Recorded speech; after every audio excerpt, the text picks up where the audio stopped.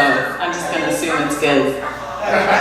Hey y'all, like RC said, I came from Halifax, Nova Scotia, which I say I'm from Kabukta Mi'kma'ki, because that's what the Mi'kmaq, who that land is their unceded territory, call it.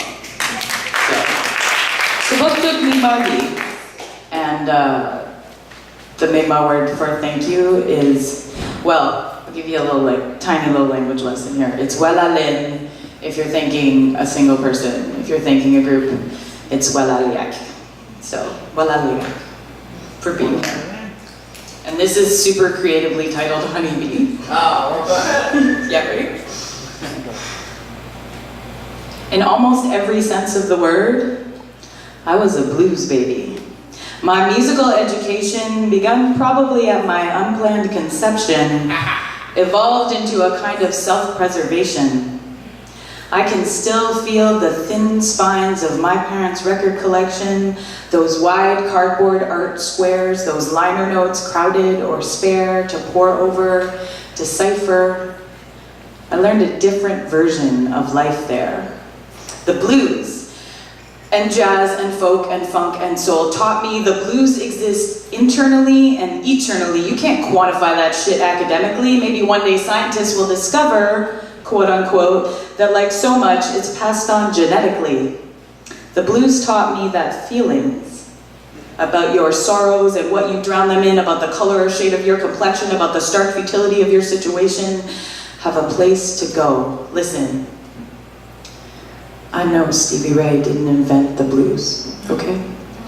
Like so much of mainstream culture, it's appropriated from black people because white folks be like that sometimes, steal your land, put up a big fancy building with an ivory tower tall steeple and congratulate themselves on their vision and artistry. I feel it would be remiss of me not to put special emphasis on this and acknowledge that reality. Especially given how it resonates with 6 and 9 and 16 and 29 and 36-year-old me, the impact of music on identity. Not just Stevie V, but the Beatles and B.B. King, the Beastie Boys and Bo Diddley, Bruce Springsteen, and obviously Buffy St. Marie. And those were just some of the bees in the musical library that comprised the hive of my family, which was and remains broken irreparably, but the blues helped save me. Said in raw rhythmic bars and beats, you can be rough and smooth, tough and sweet. Don't pretend to be a hothouse flower. Tell it from your roots, child, and show them your power. See, some dude once told me that my hips could start a war. And I replied, oh honey, that is not what they were made for.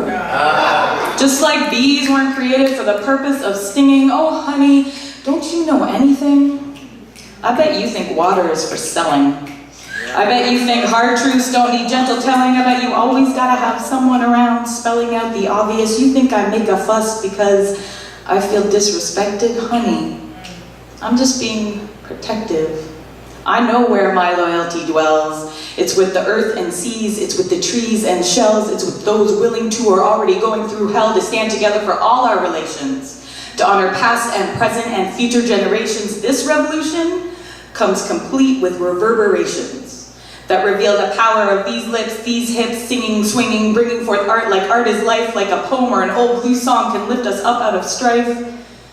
Like we can wear our scars like the stripes on a bumblebee, proudly, openly. And why not? Technically, bumblebees aren't capable of flight.